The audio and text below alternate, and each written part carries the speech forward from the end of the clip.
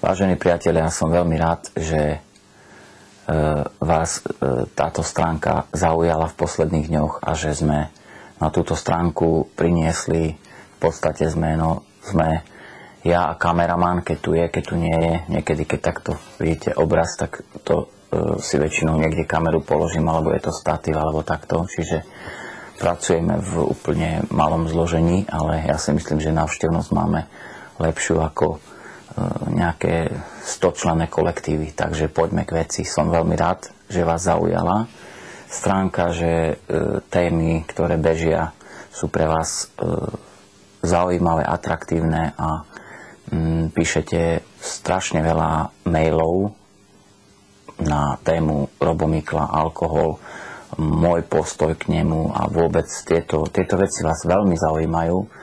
To je jedna kategória.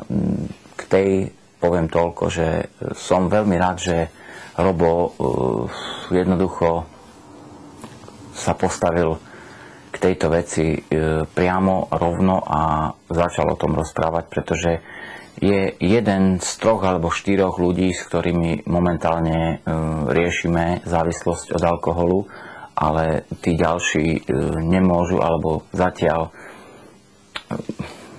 sa nejakým spôsobom boja o tomto rozprávať, pretože jednoducho sa necítia, že ešte by to mali dať von a sú ohrození v rôznych takýchto situáciách. Jednoducho ide o job a keď ide o prácu, tak ono by asi im to nejako poškodilo alebo boja sa nejak s tým výjsť von. Ale nechajme to tak. Robo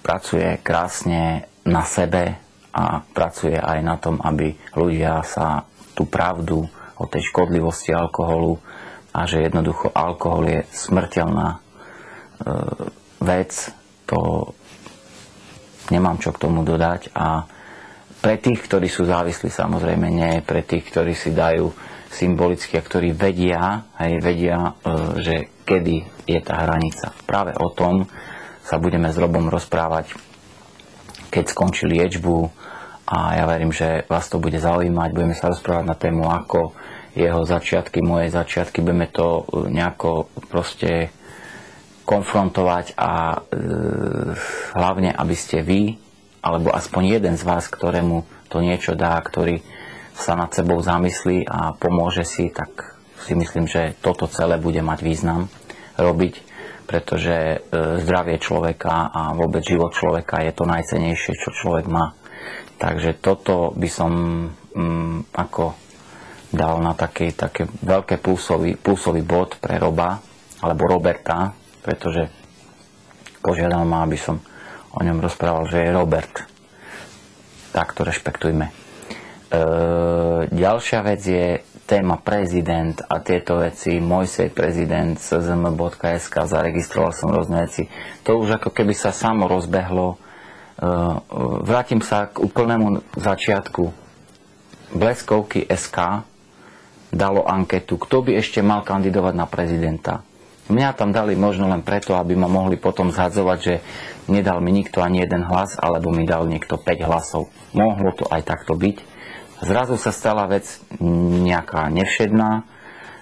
Získal som tam 6000 hlasov, čo je polovička hlasov ankety a nechal som úplne ďaleko za mnou skutočne politické esa, by som povedal. Hej? Ja som sa ani nevyjadril, ani nič. Ja som povedal, že som zaskočený z toho, som veľmi rád. Spustili sa rôzne týmy ľudí, ktoré pracujú na podpisoch, na petíciách a tak ďalej. Teraz, čo už mi poslali, v podstate včera som dostal, je tam nejakých 2400 až 2500 hlasov podpísaných a tak ďalej. Som veľmi rád, že je to z regiónov, ktoré nie sú na tom neviem ako. Hej? Čiže to je veľká česť, keď vám takýto človek jednoducho vás podporí. Ale o tom všetkom budeme sa rozprávať, budeme riešiť. S Robom sme urobili pesničku.